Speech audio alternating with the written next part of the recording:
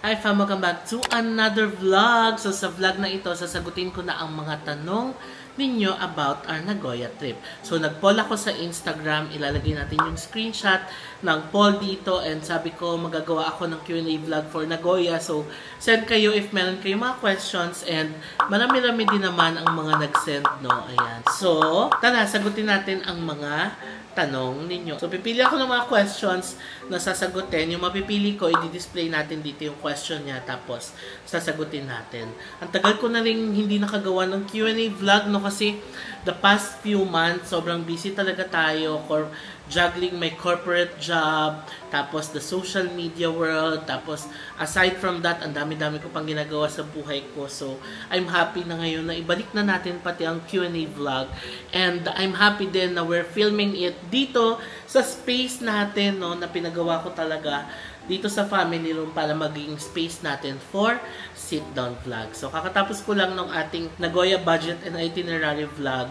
And gayon, i-film na natin yung Q&A vlog para masagot ko lahat ng mga questions niyo about our Nagoya trip. So, simulan natin. Let's go. Okay, first question from Rachel Giliergan. Hi JM, we enjoy watching your videos. Was there a time when you had LBM during a trip? Parang wala pa masyado. Although ako, honestly, during the trip, palagi talaga ako nagto-toilet. You know why? Mahilig kasi akong kumain ng mga dessert, coffee. So, pag coffee, for sure yan, toilet lang ang kasunod yan. Most of the time, hindi ko lang yata napapakita sa vlog. Pero, usually, ganyan ang ginagawa ko after kumain or after mag-coffee. Toilet talaga ang hinahanap ko. Kaya love na love ko ang Japan kasi every time I need to use the toilet, sobrang available niya. And, I mean, lahat ng mga countries available ang toilet, no? And, easily accessible, pero yung Japan kasi even kahit sa mga train stations, kahit sa mga lumang restaurants, magaganda yung mga toilet, fully automated, tapos may bidet, no? So yun lang, never naman akong nagkaroon pa ng LBM during a trip. Or yung sa Vietnam ba, should I consider it as LBM? Parang hindi pero somehow parang ganon. Do you remember our Saigon trip na sumakit yung tiyan natin? I'm not sure if it was LBM or was it because of the sobrang coffee or may nakain ako, ganon. But yeah. Next question from Antrax Gal. Best month to go to Nagoya? Ito depende kasi talaga kung anong gusto yung season, no? Winter, spring, summer, or fall. Pero ako, since na-try ko na lahat ng mga seasons sa Japan, hindi naman sa pagbubuhat ng bangko, sa katotohanan lang po, and ako compare ko siya, ang pinakagusto kong season sa lahat is fall or autumn. Kasi napakaganda ng klima, tapos ang ganda ng mga kulay. I love spring. Also, I love the cherry blossoms. Pero naranasan ko kasi yung spring, may mga panakanakang pag-ulan. Hindi kagaya ng autumn na straight ang ganda ng weather, malamig, pero hindi yung overkill na lamig, tapos maganda yung mga kulay ng mga puno. So, nasa sa inyo. Pero, especially for Nagoya, depende rin siguro sa destination. If you wanna see the winter wonderland in Shirakawa-go, winter kayo pumunta. If you also wanna do the Tateyama Kurobe Alpine route, spring kayo pumunta kasi April nagsa-start yun para maabutan nyo yung snow wall. So, yun. Depende sa gusto nyong puntahan. Question from A. Doriano. Saan nanggaling yung chopstick sa Convine dinner after Nabanan Rosato? Ito, sorry, hindi ko pala na-film for continuity. Pero, tumawag ako sa reception kung meron silang utensils kasi wala doon sa room ko. So, bumaba ako, binigyan nila ako ng chopsticks. Question from Cyber Kokuman. Hi JM, how long is the trip from Nagoya to Tateyama? Do you recommend renting a car? Ito, napakita ko naman na to sa previous vlog natin. No? It was 3.5 hours from Nagoya to Tateyama via bus. Pero kung magte-train kayo, parang nasa ganun din kasi wala yatang bullet train from Nagoya to Toyama. Kaya, yun, mapabus or mga train, 3.5 hours. Do I recommend a car? Depende rin sa inyo. Siguro kung may car, okay lang din naman. Pero super comfortable din naman kasi sa bus. No, in Japan, magaganda naman yung mga buses nila. And the road super patag. Kaya hindi rin naman mahirap mag-commute via bus. Question from C. Quiliza, have you tried the onsen in Napa Hotel? How was it? Yes, nakapag-try na po ako ng onsen sa Apa Hotel. It was in Fukuoka, Japan. And I super love it, no? I super love the experience. Alam mo yung after a long day of walking sa labas, summer pa noon, and pag uwi mo ng hotel, makakapag-relax ka sa public bath or onsen. Super okay. Next question from Zelay Burgos _ how is Nagoya in terms of expenses? Mas mura ba unlike other major Japan cities? Feeling ko hindi naman. Parang almost the same lang naman yung prices. Yeah, parang ganun. Parang parehas lang. Question from, actually it's not a question, from JP Lamano. Waiting po sa Tateyama Alpenroute vlog, prices sa kakaya ba ng seniors? So the vlog na i-share na natin, the prices na i-share na rin natin. Next question, kaya ba ng seniors? Kung gagawin niyo yung ginawa ko na day trip, I would not recommend it for seniors. Kasi aga-alis ng Nagoya, tapos sa gabi, babalik ulit ng Nagoya. But, if you're gonna stay sa Toyama ng at least a day, tapos maaga kayong magsisimula sa Tateyama Kurobe Alpen route, you're gonna take the whole route, either you take the whole route, tapos round trip kayo pabalik, or sa kabila na kayo mag-exit, kayang-kaya siya ng mga seniors. In fact, nung nandun ako, ang daming mga senior citizens nakasabay. Tapos mga nakapormang pang-hike pa. Diba? Kaya, caring-carry. Question from TK Helena, enough na ba yung day trip for the Alpen route? Kagaya nung sinabi ko, mas okay kung magsistay kayo ng Toyama, tas yes, okay to do a day trip sa Alpen route. Question from Marjorie _ LC.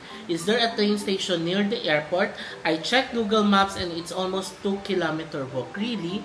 Yes, meron. Paglabas mo pa lang ng Chubu Centrair International Airport, connected na yun sa train papunta sa city. Remember yung last vlog natin, sumakay tayo ng train hanggang airport na yan. Although if you're flying via Terminal 2, may konting walk lang from Terminal 1 to Terminal 2, pero walk-a-lators naman yon. Isang malaking diretso, and tanaw na tanaw mo naman yung magkabilang terminals. Pwede namang lakarin. So, kung bababa ka ng Terminal 2, maglalakad ka lang papuntang Terminal 1 para makasakay ka ng train to city. Ganon din, pabalik. Question from Julie Tang. JM, yung Manaka card, pwede magamit sa Osaka and Tokyo?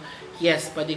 If you have an IC card, pwede siyang gamitin all over Japan. Dati kala ko per prefecture lang yun. Kagaya ng, meron akong Icoca card before na nabili ko sa Osaka. Akala ko sa Osaka lang siya pwedeng gamitin.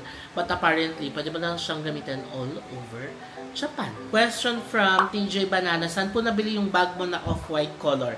Pag-read po please. Happy birthday to me on June 21. Okay, first, happy birthday sa'yo. Second, nabili ko siya sa GU sa Tokyo. Nung ating Tokyo trip with Klook, Air Asia, and Hop In. Question from Mia Jane de Torres. I'm going to Japan for the first time on spring, November. Teka, baka na dito lang. November, autumn to. Which region I'll see first? I'm a nature and culture lover. I suggest you go to Osaka, Kyoto, Nara. Yan, yung mga parts na yan. From Eds Samson, you should try collecting Eki stamps from the train stations. Parang magandang adventure yun. Ito parang hindi ko siya na-consider kasi parang hindi naman ako mahilig sa mga physical na souvenirs. Mas gusto ko yung experience talaga. Kaya sa ngayon, hindi ko pa type itong activity na to. Pero ayoko magsalita ng tapos. Baka naman sa mga susunod na panahon, gustuhin ko na siya, diba? Pero but for now, this is a no muna for me. Question from Colleen. Cole YYYN.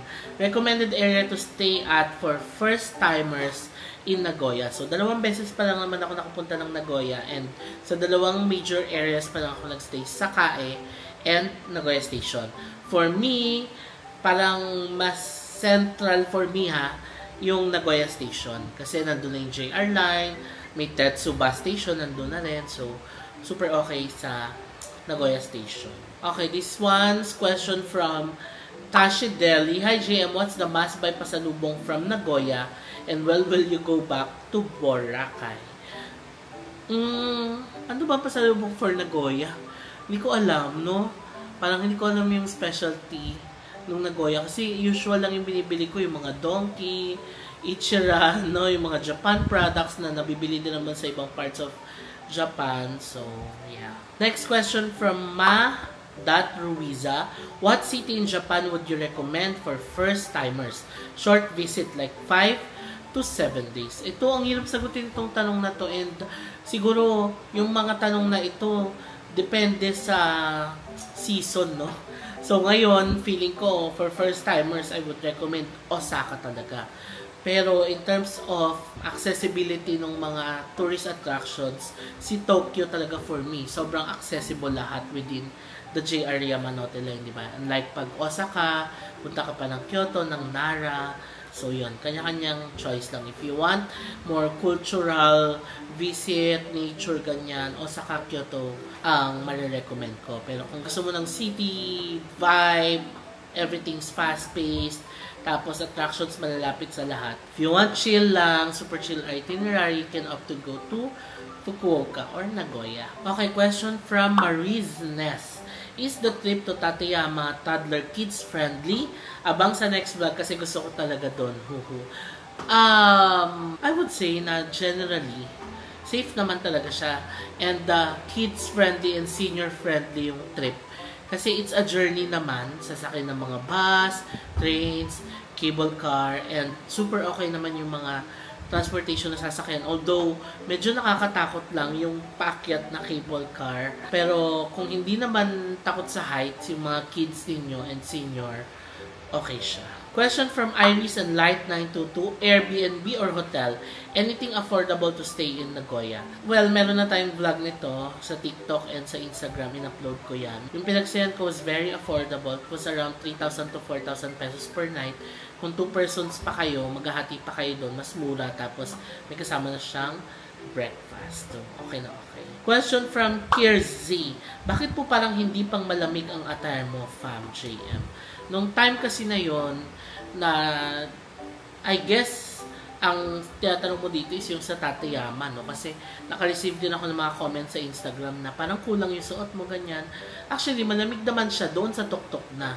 But the journey itself, hindi siya ganun kalamig. Parang bagyo lamig lang, ganun. Kaya okay na yung light jacket. So, pagdating naman sa tuktok, super cold, pero kung nakatutok ka sa araw, ang sakit sa balat ng araw, kaya mainit. Hindi talaga siya yung mangangatog ka sa lamig. Question from Tara de la Cruz. Hi JM, super love your travel vlogs. Any food trip recommendations in Nagoya? Well, parang isa lang yung nakainan ko, no? The rest, yung alam na natin, yung Ichira, tapos more on Konbini, tapos Yoshinoya. So, may na-discover ako, the Gyukatsu Kyoto Gyu, doon sa Sakae. Try nyo yan, super sarap. Question from Levin.de Leon. Best mode of transpo from Nagoya to Kyoto. Thank you. Ako ay highly suggest to take the bullet train. Kasi super bilis niya. Like 15 minutes lang yata if I remember it right. Kasi nung last trip natin, nanggaling kami ng Kyoto papuntang Tokyo. Dadaan siya ng Nagoya. Parang 10 to 15 minutes lang yung biyahe via bullet train. So I suggest take the bullet train. And kung magbubook kayo ng bullet train, pwede kayo mag-book sa Klook. Meron naman si Klook na train ticket booking.